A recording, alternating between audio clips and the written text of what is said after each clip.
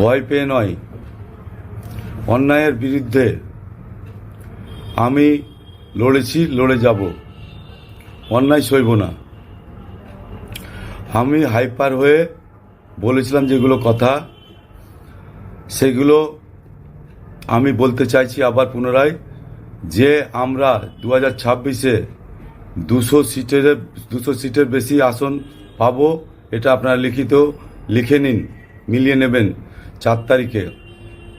দ্বিতীয়ত, অমিত মালভিয়ার বিরুদ্ধে আমি নিজে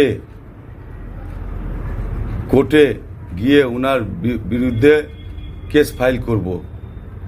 এই বলে আমি সকলকে ধন্যবাদ জানিয়ে আপনার জিনিস বলতে চাই বিজেপিকে, যে ওনারা ভয় পেয়ে গেছে, ওনারা জানে যে আমরা হারছি, তাই এআই এর সাহারা, ইভিএম এর সাহারা নিচ্ছে। এইটুকুন বলে আমার বক্তব্য শেষ করছি।